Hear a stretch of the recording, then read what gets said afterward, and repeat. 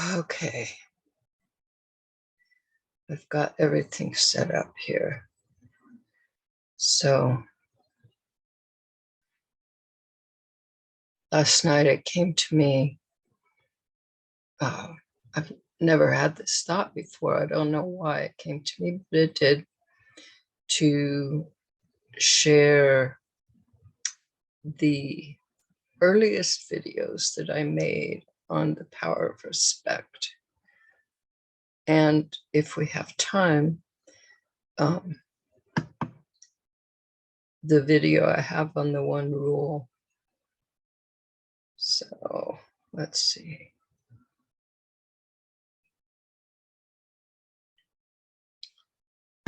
Okay.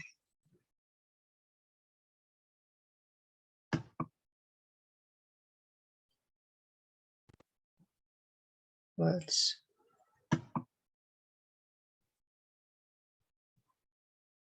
go to the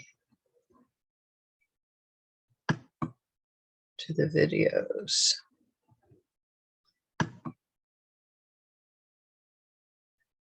This was my first work long ago. Let's see.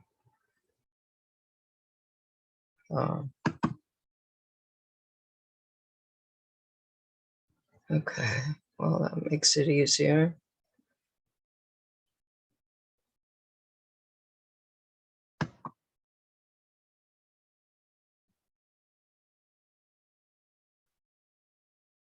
I think.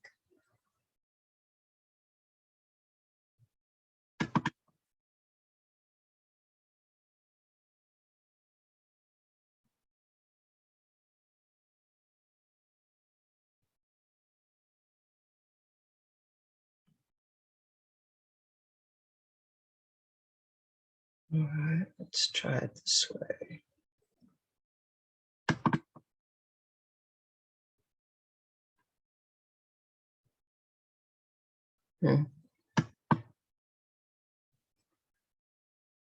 I just tried this a few moments ago before I started Zoom, and it worked fine.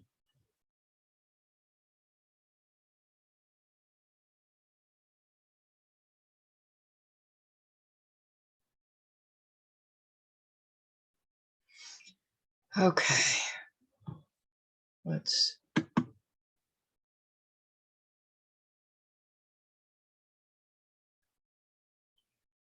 start the screen share. Start sharing the video.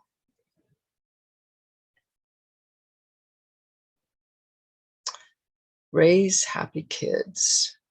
Introducing respect. Hi, Karen Ryce with my #1 strategy for raising happy kids. Once you use it, you'll realize how wonderfully powerful this strategy is.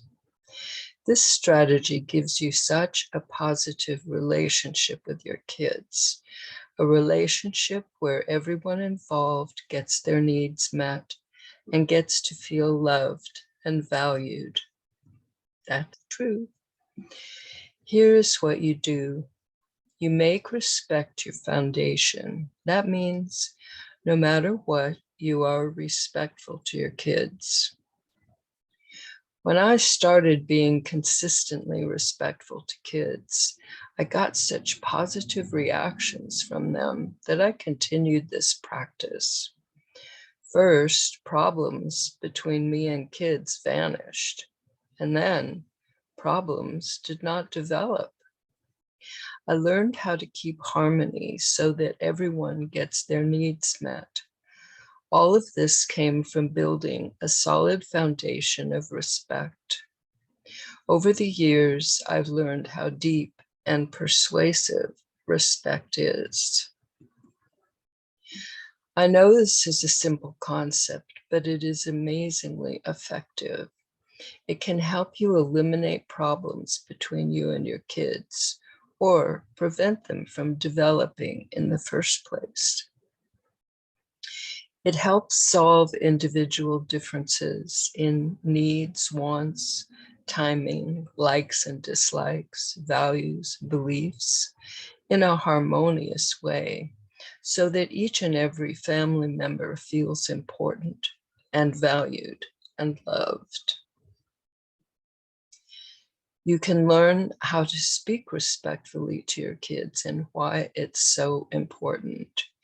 You can learn the benefits, the value of trusting your kids and the harm of not trusting them.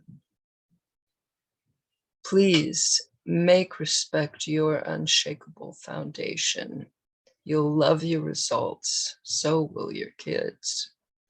When respect is firmly established as your foundation, the problems you have with your kids, whining, tantrums, rudeness, disobedience, fighting, school problems, depression, and so many more problems, troubles, and struggles simply vanish as if they were never there at all. If this sounds good to you, there are more videos, each with another powerful, liberating secret discovered over 39 years of focused attention.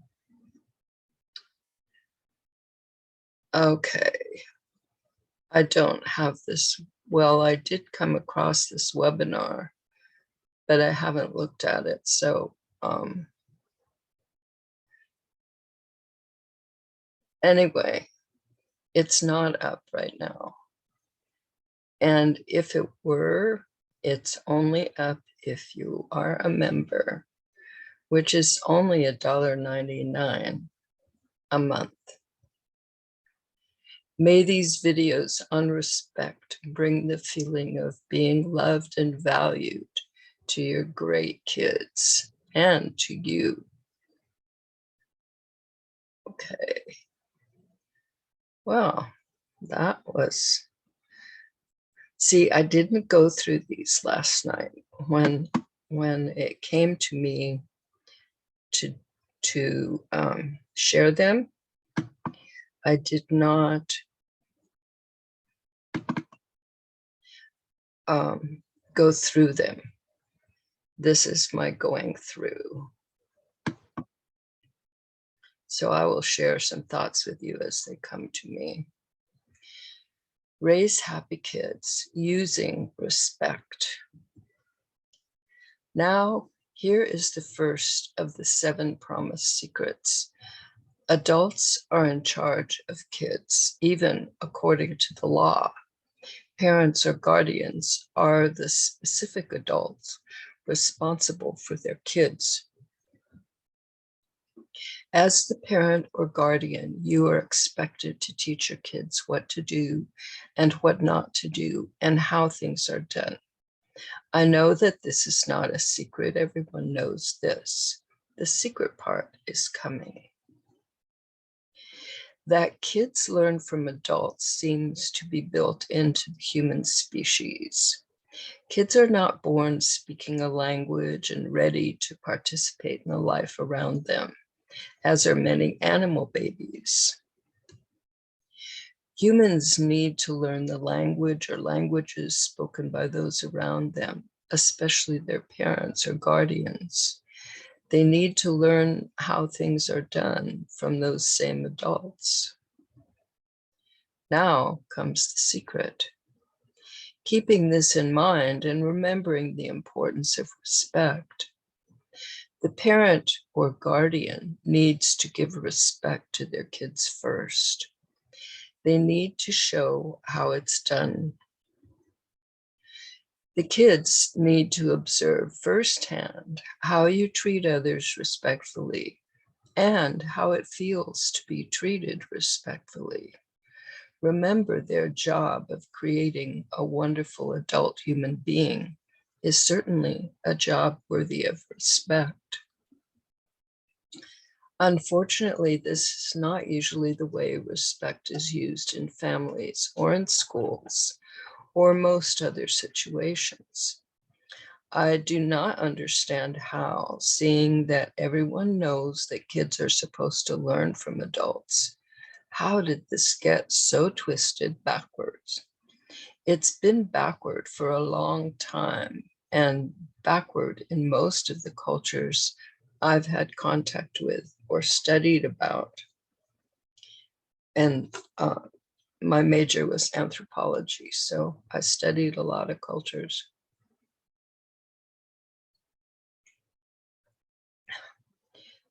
In most situations, kids are supposed to be respectful to adults, no matter what, just because they are adults. This is the expected form respect takes between kids and adults. Adults are not required to be respectful to kids, but kids are required to be respectful to adults. Now it's time to set things right, to untwist the twisted, to stop blaming kids for being disrespectful when they have never had good, clear, modeled lessons in being respectful. Too often, I have heard adults rudely yelling at kids, telling them that they, the kids, are being rude. Put this secret to use. You give respect first. You cooperate first. Remember, you are the example. You are the adult. The kind of behavior you want to see has to come from you, to start with you. I'm sure you've heard the quote, "Be the change you want to see in the world." If you want your kids to treat you respectfully, you treat them respectfully. Show them how it's done. You must ask yourself if you're willing to do this. If you want to make progress, it's essential that you say yes. Try this. You'll be amazed at the results. You'll watch problems vanish. Throughout these videos, I have included as examples questions and answers from a newspaper column. This is a column I had that I titled "The Power of Respect." People in the community, this was a local newspaper, and people in the community called the Redwood Record would ask me questions that I could answer in the newspaper. So here's an example of how you might offer respect to a young child. This was, the question was from someone who wanted to empower her daughter. It can be easy for a younger child to develop low self-esteem because everyone else in the family seems to be more capable, stronger, faster, especially since these qualities are often valued. Let me do that. I can do it faster, and we're in a hurry. You can't play. You're too little. That's too heavy for you. If you have found this to be the case in your family, you can help them by noticing what they do well. Point this out to them and encourage them to do these things, even if it takes longer or is not done quite right. I love it when you're so kind to our kitties. Thanks for watering the flowers. It helps a lot when you put all your dirty clothes in the hamper. Thanks. They may not notice what they do well and may not give themselves credit. They may value themselves as the baby in the family, being weak and letting others have power over them in their life. Encourage them to do what they love. Help create these opportunities for them. When they want to try new things, be as positive and supportive as possible. If you say anything at all about it, be sure to be encouraging. Place emphasis on the attempt, the process, and not the results. That was a great try. Your throwing arm seems to be stronger than it was last week. Keep up the good work. We all make mistakes, especially when we're learning something new. Mistakes tell us what we need to change to do it better. Results improve with practice, with repetition, with improving our technique. When value is placed on results, too often we become discouraged and quit when our first attempts don't give the results we want. Be sure to practice win-win solutions faithfully with them. Take the time, make the effort. This tells them that they are worth this time and effort, and that you value their input and their needs. When a decision involves them, be sure they agree with it too. This might mean that they're involved in the decision-making process, though not necessarily. If you do make a decision which involves them without discussing it with them first, perhaps letting them know what went into the decision will be enough to make them feel good about it. However, if they are not content with the decision, be prepared to revise it until you all agree. And then here's the same message. I put it at the end of each of these videos. Do you want step-by-step help to eliminate problems between you and your kids? That's what I'm going to show you with the one rule.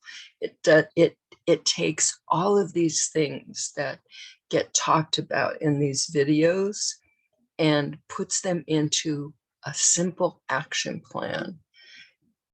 Anyway, okay. Do you want help to raise happy kids? Watch the webinar, Raise Happy Kids. There's a trailer for Raise Happy Kids after each video. May these videos on respect bring the feeling of being loved and valued to your great kids and to you. Okay. This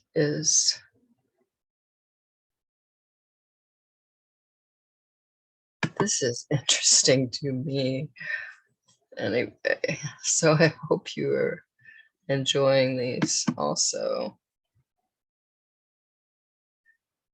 because I see how all of this went into creating the one rule, which has happened many years after this. Raise Happy Kids, that's the series. Parents as models. This third secret goes hand in hand with the second. It explains the parent's role in even more detail. As a parent, if you're the mother, you are the primary female role model, or if you're the father, you are the primary male role model for your kids. You are their first examples of how to think, feel, and act. I know parents say, do as I say, not as I do. However, this is not as easy as it sounds. Humans are designed to learn from the others around them. Young humans are created to copy the behavior of their parents. That is the way culture is transmitted. Culture meaning how to live life, how to do things, what to do, how to think and feel. So as a parent, you are their model of how to fit into society. You may tell them to do as you say, and they may even try to do that. But inwardly, they are motivated to do as you do, even as they learn to speak the language that you speak. It's just human nature. When you understand and accept that it's built into your kids to do as you do, not necessarily as you say, then you can put your actions and your kids' actions in their proper perspective. If you model the qualities and behaviors you admire when you interact with your children: respect, consideration, good manners, forgiveness, compassion, helpfulness, gratitude, then you are very likely to end up having helped raise adults with just such qualities. So do what you need to do to be a model of the kind of behavior you value and want to see in your kids.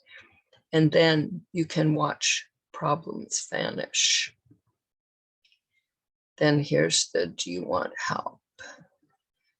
May these videos on respect bring the feeling of being loved and valued to your great kids and to you. Okay. Whoops. Wrong thing. Wrong thing. Okay.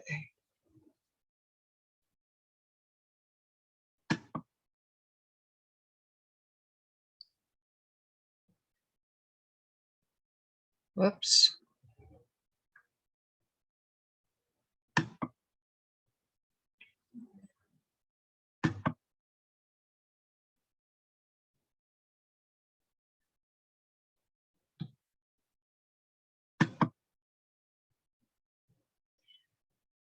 Raise happy kids, share your feelings, and ask.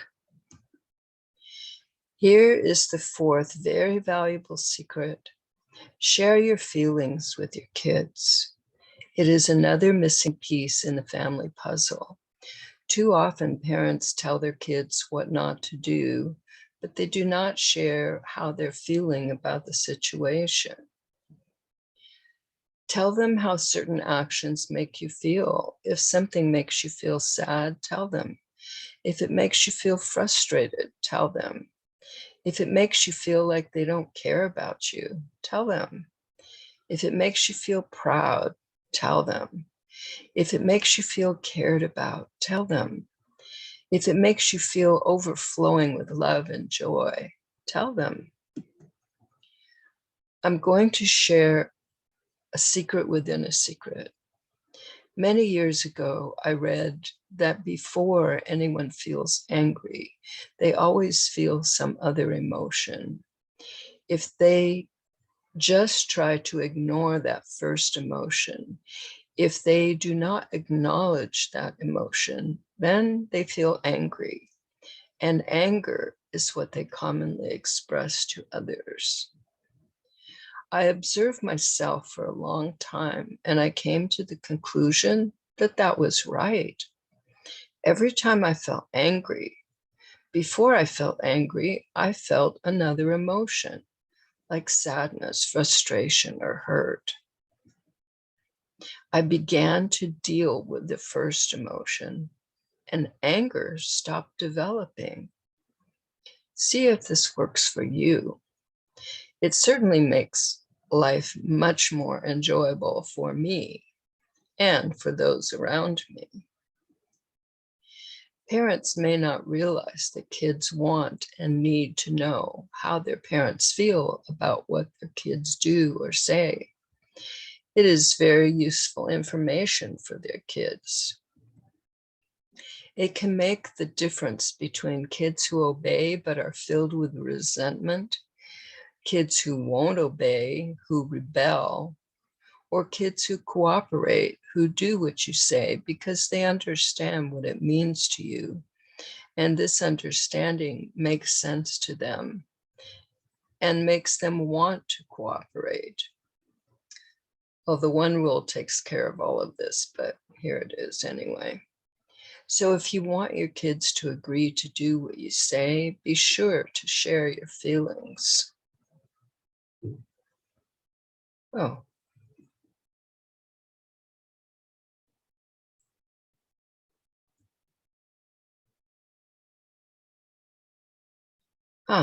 There was a blank page. How nice.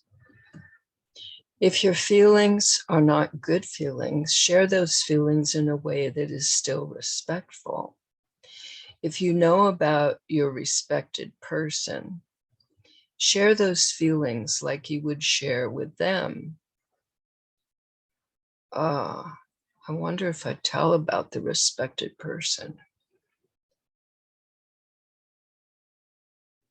If not, at the end, I will share what that means. Own your feelings.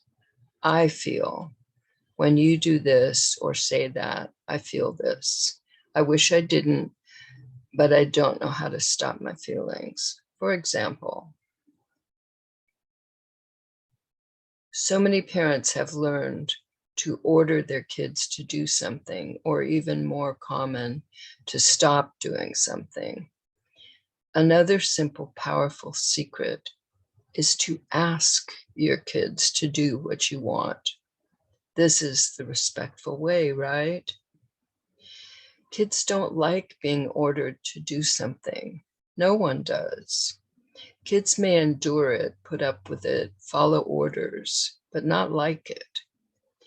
It for sure does not make them feel respected, important, cared about, loved. And of course, there are kids who refuse to do something just because they were ordered to do it. Okay, here's that message. The respected person, it was written about in my first book anyway. And that is a way of helping you look at being respectful to your kids if you're not used to it. And that was to think of somebody in your life that you treat respectfully, and think, like, when situations come up and you know you're not feeling respectful towards your kids, think of that person and how you might relate to them. But see, the one rule takes care of all of this. So, but I did want to share what the respected person was about. It was just a technique that came out in my first book. May these videos on respect bring the feeling of being loved and valued to great kids and to you. Okay.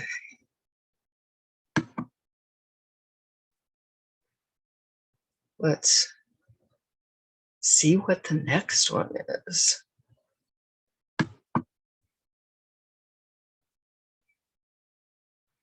Okay.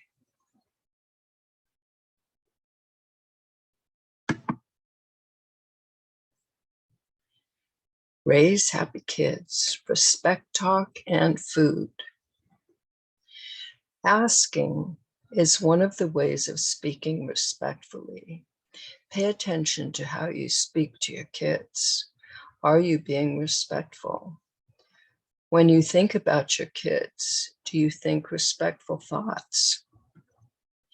If you discover thoughts that are not respectful, that you say things that are not respectful, you can change your thoughts, what you say to your kids, and how you speak to them. This alone can bring the positive changes you want. Combine this with the other secrets, and its power is magnified, making the problems vanish even more quickly. The following question came from a mother who wanted to know how to deal respectfully with her kids in a situation that challenged her. The answer is an example of how sharing can work in your life.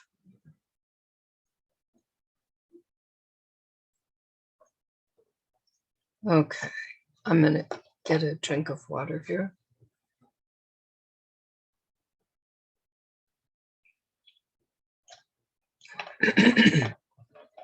Especially living in the desert, water really, really matters. Okay. Question. I have some beliefs about nutrition which are different from my kids' wishes. For example, sometimes they just want to eat macaroni and cheese for dinner, and I think they should eat a more balanced meal than that. At this point, I've decided to let them have their own way, but I don't feel completely comfortable with this. Do you have any suggestions about how we can all get our needs met? Answer. I think your question gets to the heart of the matter. Everyone getting their needs met. That's where the one rule comes in, folks. Have you discussed this with them? If you have not, sometime when they are not hungry and there is no stress between you, tell them that you would like their help. Explain to them as briefly and clearly as possible your position on nutrition and your concerns for what they eat. Maybe you have some ideas and information that they have never thought about. This new awareness might change how they think about what they eat. This talk alone could result in a change in their eating habits. Sometimes new information can change our whole life. Ask them to help you make a list of foods that they do like and that you also feel good about. Let them know that you would like to have food for them that they like and that you're happy to have them eat. If that moment is not such a good time for this whole process, arrange to continue another time. You might write a list of foods that you would like them to eat. In your interview of them, note next to the food who likes it, who doesn't, and who hasn't tried it yet. If time, energy, and interest allow, go to the store with them and get some of the foods on your list that they do like, and maybe some that they haven't tried yet. With a younger child, like 2 or 3 years old, it's better to skip the talk and go straight to the store. Let them help you shop for foods you both agree to. You can ask and encourage your kids to help prepare these agreed upon foods. Most kids are eager to prepare food, male and female, whatever their age. Kids who are really interested in food preparation will probably want to do most, if not all, of the work themselves. Even kids who do not especially love making food usually enjoy eating the food they have made or helped make themselves. Once you have the list of foods that you know they like and you feel good about, you can try something I learned from my mother. I've seen it work many times. When people are hungry, they want something fast and easy. They will often eat whatever is put in front of them, especially if it's something they like. They might even try new things. If you make it a habit to have those agreed upon foods already prepared and just put them out for snacks or appetizers or at the beginning of a meal, they often get eaten without question and with pleasure. Then everyone gets their needs met. Here's that. May these videos on respect bring the feeling of being loved and valued to your great kids and to you. Okay.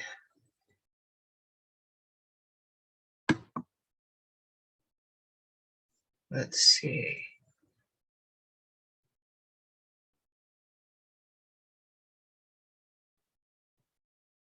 5.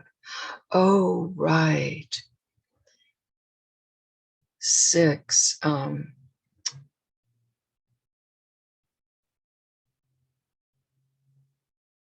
Okay, we'll come back to these.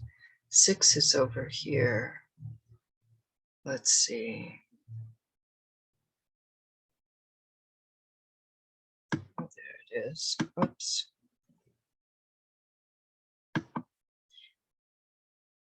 I couldn't find it last night. I didn't have a lot of time to look, but this is called Creating Harmony. Okay. I have found in my many years of working with the power of respect that there is always a respectful solution to any problem situation, a solution that is respectful to all involved. That is the key. It exists and we can find it. Okay. There's, that's where the one rule comes in nowadays, folks. We're going to skip the rest of this. We don't need to do that. Okay. Here, this is,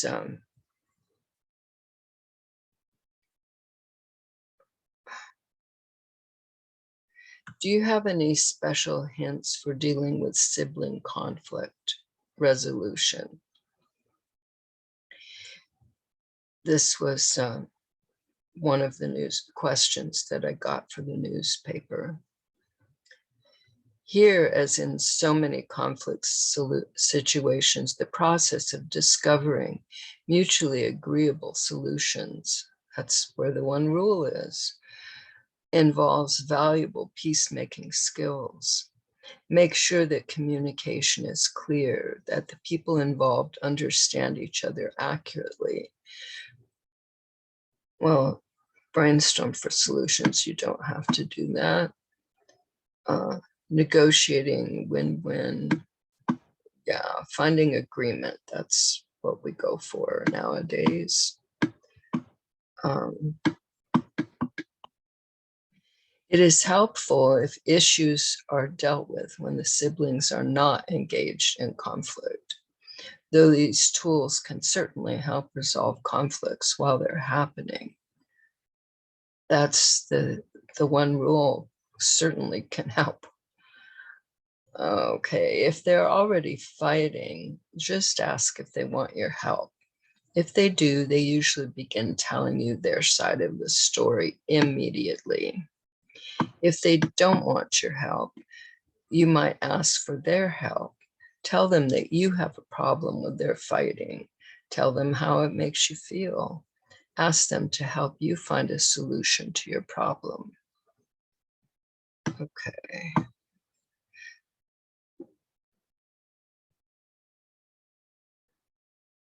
Okay, so this one makes me,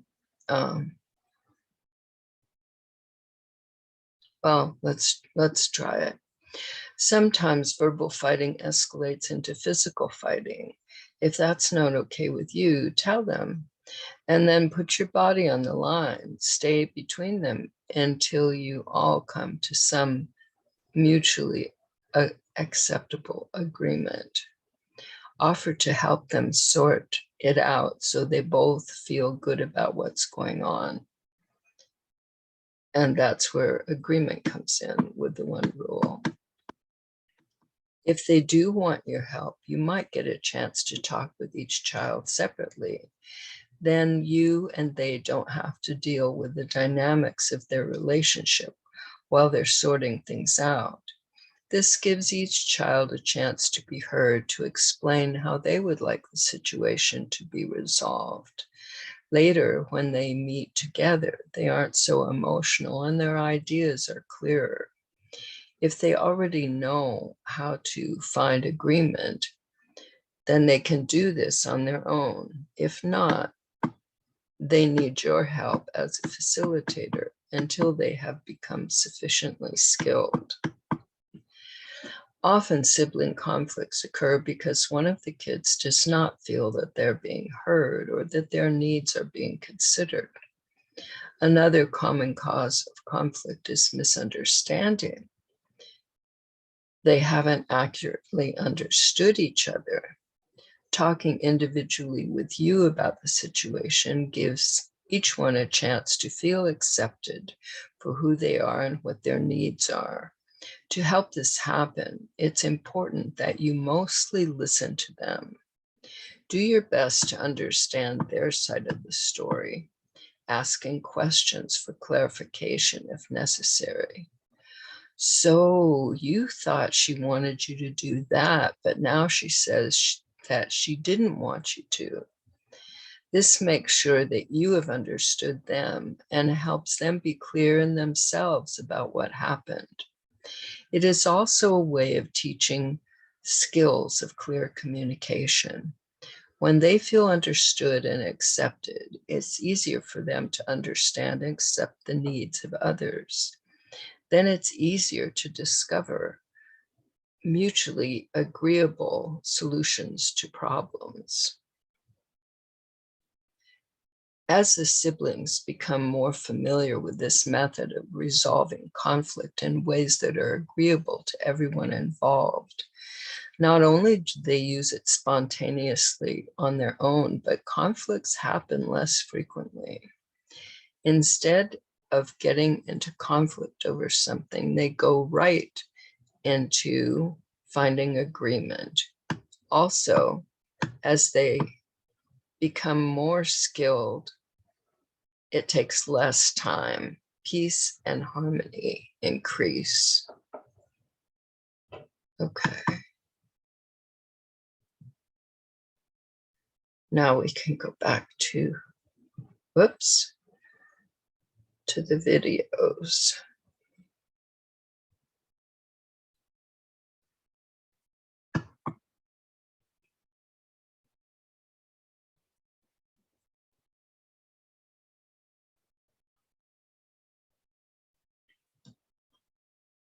Okay.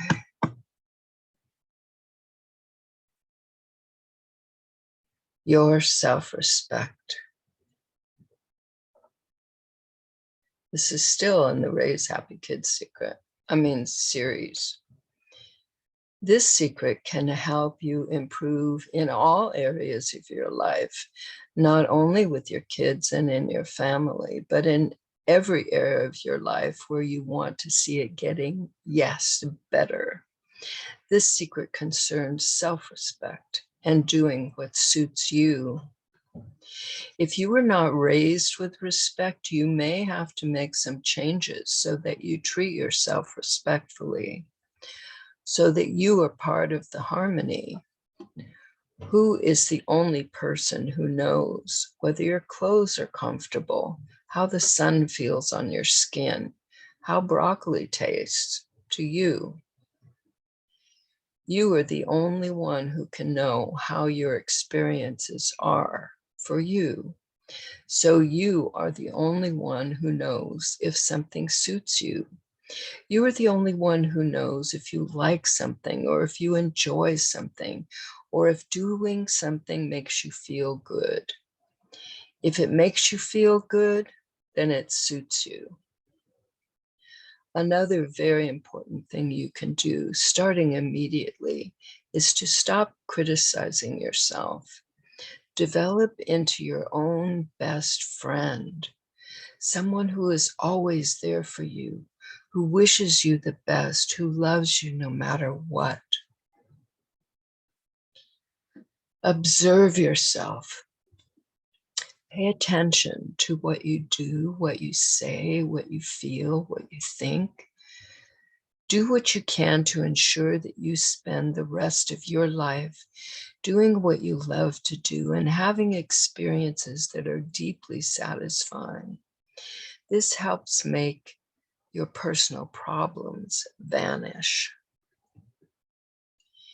Here's how one person was helped to improve in this area, not only learning how to stop thinking negative thoughts about herself, but how to take positive action to improve this situation. Question: what do you do about your guilt and remorse over past parental mistakes? Answer: forgiveness. It can help to remember that at the time, given who you were, given the information you had, given your circumstances, you did the best you knew how. Now, with different information, different circumstances, a different you parent differently, and some of what you did in the past looks like mistakes. Maybe it was, but it is past. Perhaps you gave your kids the chance for greater compassion because of what they suffered. There might be lessons they needed to learn, and what you did was part of their learning. Think as positively as you can about what has already happened. Be your own best friend and always give yourself the benefit of the doubt. At that time, you did not think you were committing mistakes. Maybe you weren't. You might also check with your kids, even if they are now adults.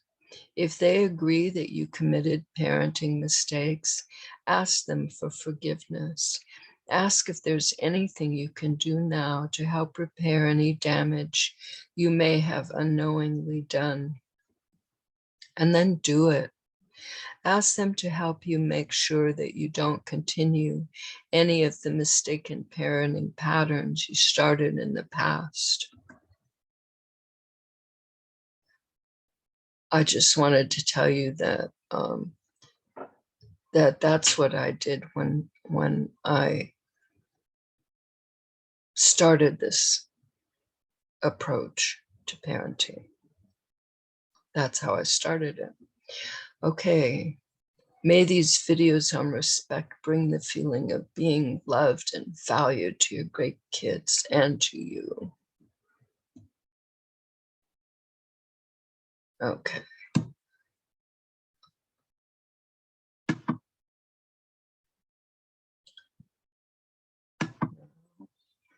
Let's see.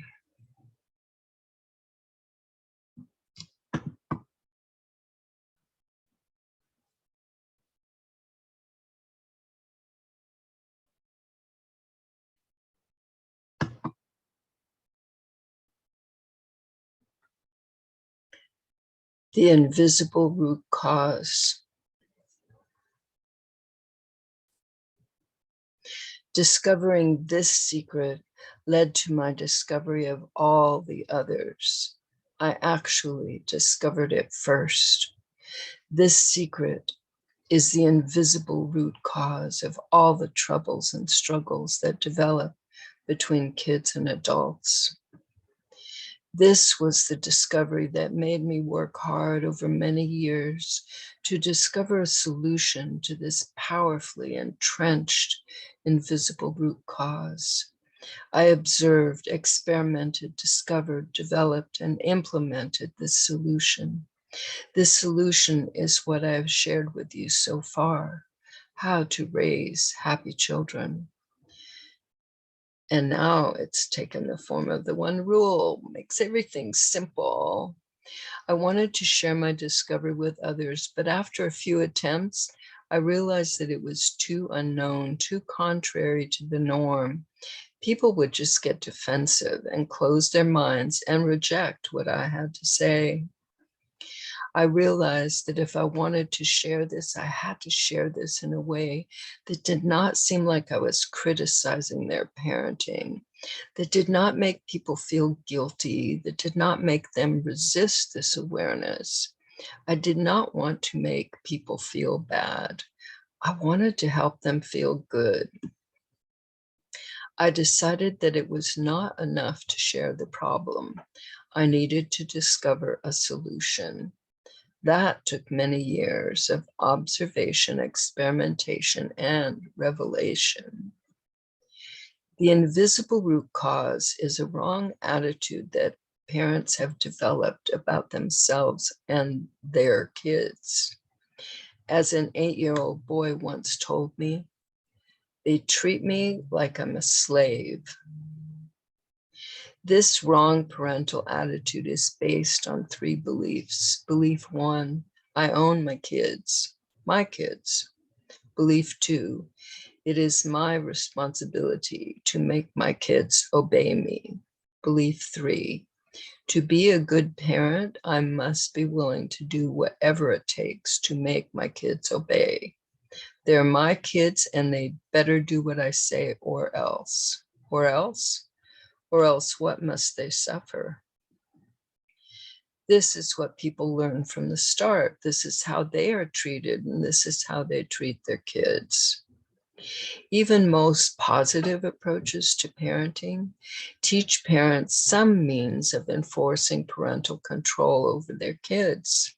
This does not mean that parents want to hurt their kids, but they're willing to if they think it's necessary to make their kids obey. And the hurt comes in many forms. Even timeout hurts. Ask any child if they like timeout.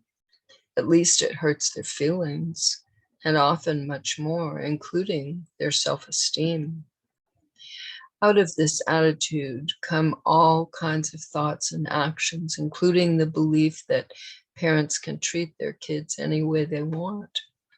When you grow up, you can treat your kids any way you want, but now you are my kids and you do what I say. That's how the words went when I was growing up. Today, it might be my house, my rules. I actually saw this on a billboard. You might say, well, it is my house, so why can't I make the rules? You can. As an adult, you're empowered to do this, but at what a cost? The cost, you don't get to have harmony in the family. The cost, because your kids have not been treated respectfully, they're not filled with respect. They are not used to being respectful. They're not even in the habit of cooperating. The cost, because they have not been filled with respectful treatment and respectful words, many kids have serious questions about their self-worth, their value, whether or not they're important to anyone. Is making the rules worth the cost? Why? When there is a way to get family needs met that brings harmony to the home and the feeling of being loved and important to each family member, that is what the one rule does. Why? When there is a way to help bring out the best in every family member that helps the kids develop excellence and a strong sense of responsibility, and everyone develop understanding and compassion, those things are what the one rule does. Okay. We're going to have to end this soon, so let me see if we can get any more in here. Otherwise, you can go to my YouTube channel. That's where I got these. I mean, I got the originals, but these are up on my YouTube channel with a lot of other videos that all the shows, like the 117 that there are, plus some of the new story time, the 3 new story times I have, they're up there. Let's see if we can get this last one.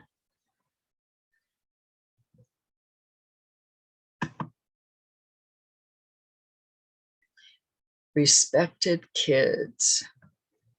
Before we go any further, I want to share some of the dominant positive results in kids that I have witnessed due to the power of respect. I'm not saying that they're perfect or that kids demonstrate these qualities 100% of the time.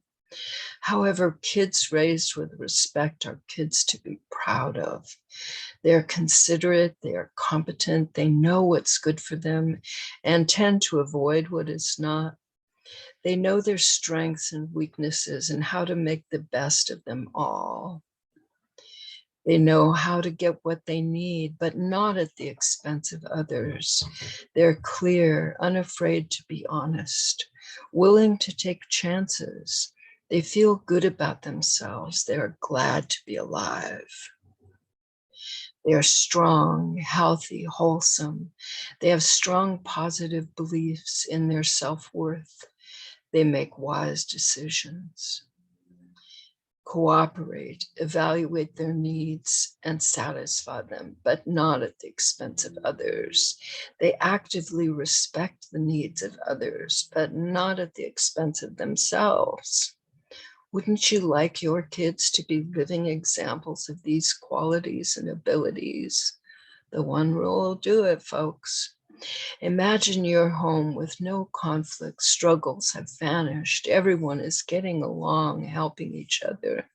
This doesn't mean there are no differences in opinion, values, interests, needs, but now you have the means to harmonious solutions, and each of you know this, believe in it, practice it, and reap the benefits.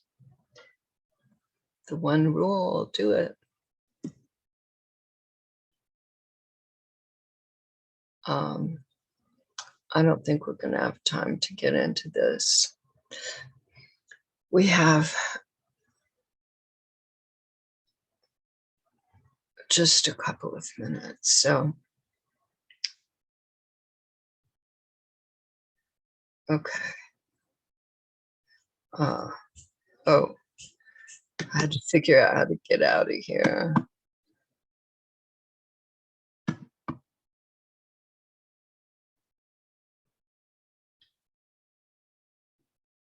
All right. Oh no.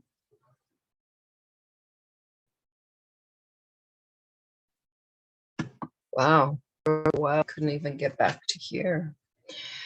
Okay. So, well, I discovered, by going back, I discovered a lot of the roots of what the one rule is all about, how to do it, why to do it, the results of doing it. They're all there. It's pretty interesting to me. Feels really good and wholesome. So we didn't get to look at the video on the one rule at all. I'm going to make sure that it's in the Zoom, and that you can access it through the website. The website is